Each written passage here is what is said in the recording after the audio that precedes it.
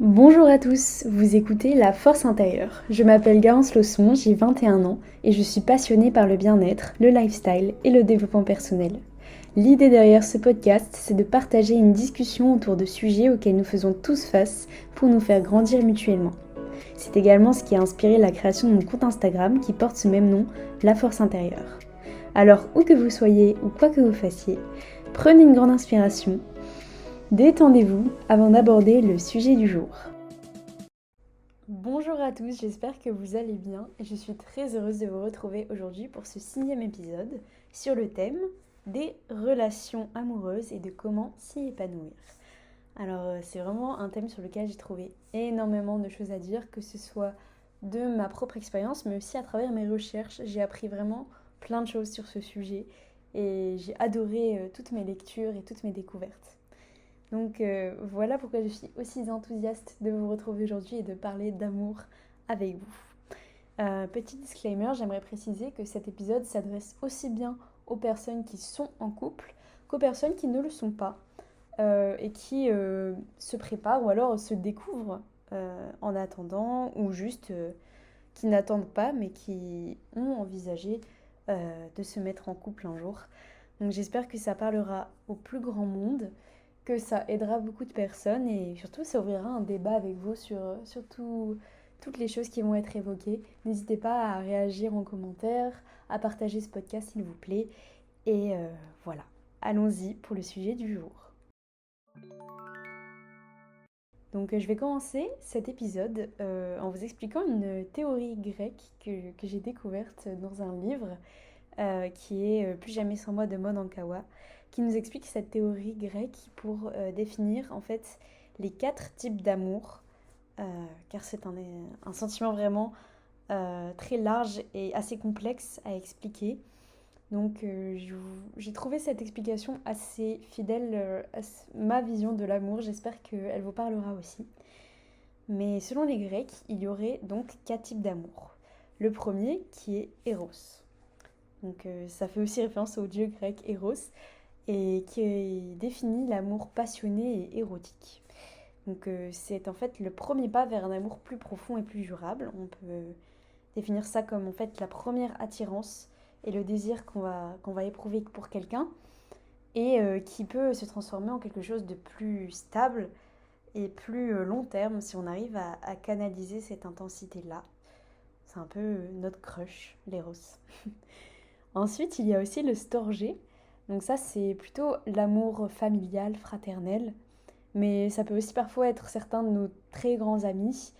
Une relation où on s'engage avec quelqu'un, mais pas dans un terme romantique, plutôt dans un terme familial ou amical. Et c'est un amour qui grandit avec le temps, qui va être lié aux relations de longue durée et qui est caractérisé par en fait la loyauté et l'envie de protéger l'autre et de le voir évoluer vers une meilleure version de soi-même. Le troisième type d'amour que je peux vous citer, c'est philia. Ça, c'est un amour qu'on va plus vite ressentir que les autres parce qu'en fait, c'est tout simplement notre empathie, plutôt notre altruisme envers les autres et un sentiment de se réjouir lorsque l'autre est heureux et se sent bien. Donc ça n'implique pas d'amour romantique, pas d'amour passionné, pas d'attirance physique ou corporelle. C'est juste l'empathie et en fait une affection pour quelqu'un. C'est ce qu'on va ressentir pour nos amis moins proches ou simplement nos connaissances. Ou même quelqu'un qui nous inspire et que l'on rencontre assez anecdotiquement dans sa vie. Et enfin, le quatrième type d'amour, celui sur lequel je vais m'attarder pendant cet épisode, c'est agafé. Agafé, c'est l'amour le plus pur et le plus inconditionnel qui existe sur cette terre. Je suis une grande romantique, donc je crois à l'agafé. C'est un amour sensible, tendre, attentionné et gentil. Clairement, c'est l'amour inconditionnel envers quelqu'un.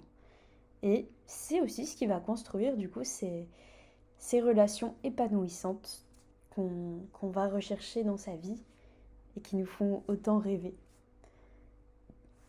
En fait, pour moi, cette relation épanouissante, c'est le fait d'être une contribution positive à notre vie. sur le long terme. C'est une relation qui va pas seulement nous apporter du bonheur dans la période de la lune de miel, donc les premiers mois de la relation, mais vraiment nous apporter du bonheur sur du très long terme. Ce n'est pas que avoir des sentiments pour quelqu'un, c'est pas à confondre avec l'attirance ou l'éros, mais c'est grandir ensemble et partager notre chemin de vie avec quelqu'un de manière saine, de manière intense et toujours épanouissante. C'est assez paradoxal quand même de créer ce genre de relation parce qu'en fait ça requiert d'entretenir une relation au quotidien sans qu'elle prenne le dessus sur nous, sur notre bonheur et sur nos projets. Mais c'est possible. Et j'aimerais que vous partagez mon avis optimiste et romantique sur ce genre d'amour. Il existe le vrai amour, selon moi. Et j'aimerais aujourd'hui vous donner les clés et ce que j'ai pu découvrir sur ce vrai amour. Et j'espère que, en tout cas je vous le souhaite, que vous le trouverez et que vous arriverez à l'alimenter dans votre vie, aussi bien en vous qu'en l'autre et qu'entre vous. Alors ma première clé pour créer cette relation magnifique avec l'autre, tout d'abord, ça va être de s'aimer soi-même. Quand on se découvre, qu'on prend le temps d'être seul un moment dans notre vie, d'ailleurs seul c'est pas vraiment le bon terme, je dirais pas que c'est de la solitude, mais plutôt un moment choisi de l'indépendance qu'on choisit pour soi-même, et cette indépendance-là, ça va nous donner l'idée de savoir ce que l'on veut dans une relation, ce dont on a besoin, ce qu'on va privilégier, et en fait trouver de l'équilibre entre soi, ses envies et son partenaire. Ça va permettre par la suite, quand on va commencer à vouloir s'engager avec quelqu'un, de ne pas se satisfaire du minimum par manque d'amour pour soi, mais en fait de savoir qu'on mérite du respect, de l'amour, de la confiance de l'autre, et que le jour où on ne nous donnera pas ça, ça ne vaudra pas le coup de rester. Donc c'est aussi ce qui va nous permettre de partager, mais de garder ses moments à soi, ses passions, ses objectifs individuels avec l'autre dans une relation, ce qui je pense est indispensable. Moi, ma période d'indépendance, elle m'a vraiment permis de trouver de la paix en moi et de, du coup, ne pas risquer créer de la dépendance affective quand je me suis engagée avec quelqu'un. Pour ça, j'aimerais citer un extrait du livre de Jay Shetty, Les 8 lois de l'amour, qui nous dit que seuls nous apprenons à nous aimer, à nous comprendre, à guérir notre propre douleur et à prendre soin de nous. Et ça, c'est vraiment essentiel avant de s'engager dans une relation, je pense. Après, il y a aussi des personnes qui choisissent de vivre plus spontanément, de sauter d'une relation à une autre. Et je ne veux surtout pas juger ces personnes-là parce que je pense que c'est totalement ok si on prévient l'autre personne de ne pas s'engager dans quelque chose de trop sérieux tout de suite et d'éviter les défis qu'une relation longue durée pourrait exiger. Mais je voulais aussi dire que ces personnes-là, il faut qu'elles prennent en compte que on peut sortir avec quelqu'un de nouveau de temps en temps et s'amuser, mais il faut veiller à ce qu'il y ait une croissance dans cette relation. Parce que quand il s'agit d'un flirt sans lendemain qui ne nous apporte pas de croissance, ça va juste nous apporter un minimum d'accrochage et d'abandon, mais pas cette compréhension continue de nous-mêmes qui va nous aider à maintenir le plaisir de l'amour comme on pourrait l'avoir dans une relation plus long terme. Donc ces relations-là, elles peuvent être nécessaires à quelqu'un pour apprendre à se connaître, tout ça, mais il leur manque quelque chose, ce qui fait qu'elles ne durent pas dans le temps. C'est du coup le plaisir de l'amour, la connexion de l'amour, la confiance et surtout la récompense de l'amour. Et en fait, si on ne s'engage jamais dans ce type de relation plus longue, on n'arrivera jamais à le faire. Donc je pense qu'il y a toujours une période de découverte, d'apprentissage de nous-mêmes, qu'elle se fasse seule ou avec les autres, mais elle sera dans tous les cas essentielle avant de s'engager au long terme dans une relation avec quelqu'un qu'on veut garder pour la vie. J'aimerais maintenant passer à la deuxième clé d'une relation épanouissante, qui est selon moi la confiance et la communication. Alors c'est quelque chose que je suis sûre vous avez déjà entendu auparavant, mais la confiance et la communication sont essentielles dans une relation pour se donner de l'espace et le donner à l'autre. C'est un espace qui nous est nécessaire pour tout simplement garder cette flamme en nous et en la relation. Et en fait, ça va nous permettre de ne pas devenir un frein aux accomplissements de l'autre, ce qui est vraiment essentiel pour une relation saine. On peut parfois ressentir de la jalousie dans une relation, peut-être que c'est quelque chose qui vous est déjà arrivé et qui vous a déjà causé du chagrin.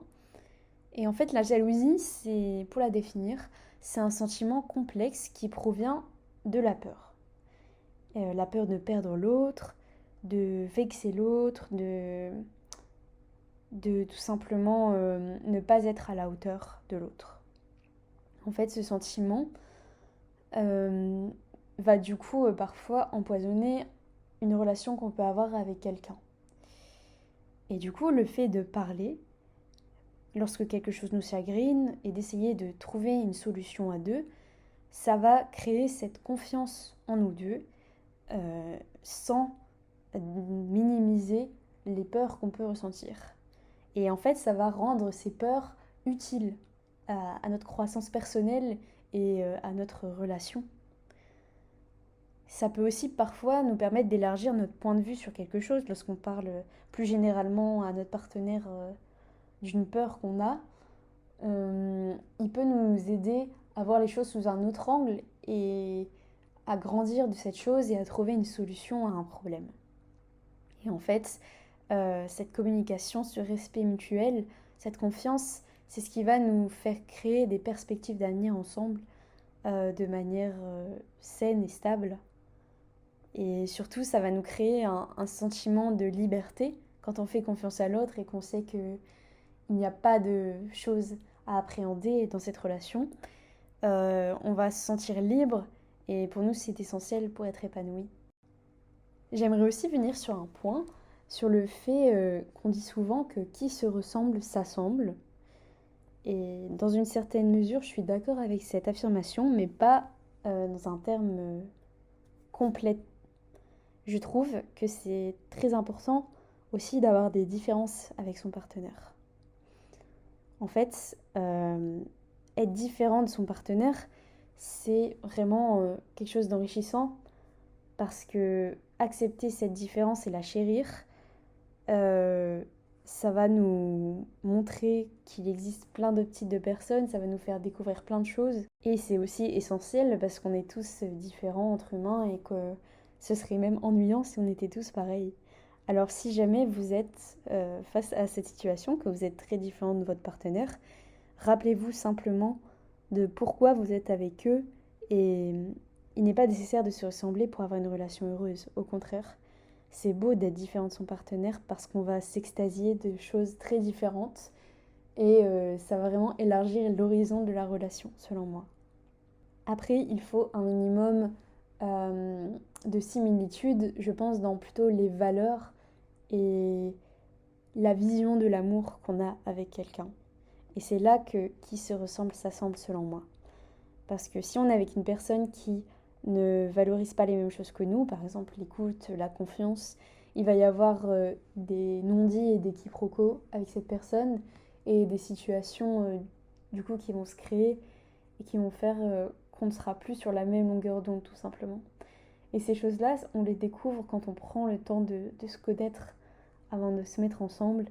Et c'est là qu'on peut réussir à se projeter avec quelqu'un, je pense. Et enfin, ce que j'aime vraiment dans les relations épanouissantes et ce qui rend une relation épanouissante. Et enfin, la dernière chose qui rend une relation épanouissante selon moi, c'est qu'en fait, les relations saines et stables, comme je les ai décrites auparavant, ça va être un moyen de dépasser nos peurs. Quand on s'engage dans une relation après avoir vécu des choses compliquées, que ce soit par la famille, par une autre relation ou juste par la vie en général, une situation, il peut être très tentant de se laisser limiter par ses peurs et ses traumas du passé. Mais en fait, s'engager dans une relation épanouissante comme ça va nous faire voir les blessures du passé comme quelque chose de précieux. En fait, toutes ces leçons qu'on a apprises par le passé avec une autre personne, c'est le moyen aussi de mettre à profit ces leçons avec la personne avec qui on veut être pour la vie. C'est quelque chose dont on va pouvoir profiter et qu'on va pouvoir mettre en pratique dans une relation qui nous correspond plus. C'est quelque chose qu'on a peut-être du mal à voir sur le coup. Quand on a le cœur brisé, c'est très compliqué de voir ces choses-là. Mais en fait, les erreurs du passé sont précieuses et on devrait honorer nos relations passées et nos situations passées pour tous ces cadeaux qu'ils nous offrent pour la prochaine relation.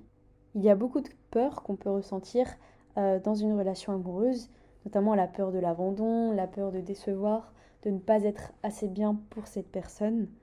Mais ces peurs-là, quand on est dans une relation aimante et pure, elles peuvent être dépassées. Je vais reciter Jay Shetty qui nous a dit que l'un des secrets d'une bonne relation, c'est d'être attiré par quelqu'un par choix plutôt que par besoin. C'est en fait l'inverse de la dépendance affective. Et quand on a appris, comme j'ai cité avant, à se connaître, s'aimer soi-même avant de s'engager, ça va être totalement possible, avec un peu de communication, de surpasser ces peurs-là. Et d'ailleurs, un compagnon sain qui nous aime de façon pure et belle, c'est un soutien quotidien et constant dans sa vie, en plus du sien, que j'en ai acquis par le passé, qui est essentiel.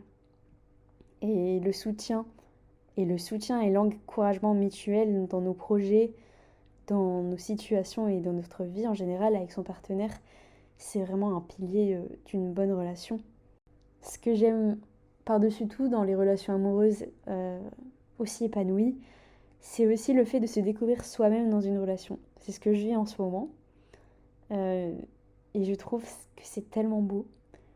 Parce que quand on est dans une relation où on peut être vraiment nous-mêmes, authentiquement nous-mêmes, bah en fait, on va se découvrir plein de facettes. On va se découvrir par exemple plus douce, plus attentionnée. On va se découvrir de nouveaux émois, de nouvelles envies. Et tout simplement se voir sous un nouveau jour. Et j'aime ce fait qu'on peut se transformer et être 1000 personnes grâce à une autre personne. En fait, l'amour, ça ne consiste pas juste à créer la relation parfaite avec quelqu'un. Il faut essayer de se détacher de cette quête de la perfection dans une relation. Parce qu'en fait, une relation, c'est avant tout le cadre qui va nous aider à apprendre à gérer les imperfections en nous, intrinsèques à nous-mêmes, à notre partenaire et à la vie en général. J'aime beaucoup aussi cette idée de lâcher prise qui est juste tellement importante dans la vie. Quand on lâche prise et qu'on ne s'inquiète pas pour une relation, c'est quelque chose qu'on peut retransmettre dans plein d'autres aspects. Et le fait de lâcher prise, c'est tellement libérateur et propice à notre bonheur. Donc pour finir cet épisode, j'aimerais conclure en citant les piliers d'une relation épanouie selon moi. L'amour de soi, déjà, puis le dialogue, et enfin, la liberté. Je vous remercie beaucoup d'avoir écouté cet épisode, je me suis vraiment régalée à vous le préparer. J'espère que ça vous aidera, que ça vous ouvrira les yeux sur des choses ou alors que vous vous reconnaîtrez. Si jamais vous vous reconnaissez dans ces propos, n'hésitez pas à le partager avec votre partenaire. En tout cas, je vous souhaite beaucoup de bonheur à tous et à toutes, que vous soyez ou non dans une relation, que vous vouliez ou non une relation. Et je voudrais encore une fois citer les livres qui m'ont inspirée dans cet épisode. Tout d'abord, c'est Plus jamais sans moi de Maud Ankawa. Et enfin, c'est 8 Rules of Love de Jay Shetty. Voilà, merci beaucoup. N'hésitez pas à écouter mes autres épisodes si celui-ci vous a plu. Je vous invite à me rejoindre aussi sur Instagram où je poste des contenus un peu plus courts, des extraits de podcasts, des photos, des choses plus faciles à intégrer à son quotidien. Je vous souhaite une très belle continuation, une très belle journée et je vous envoie plein d'amour.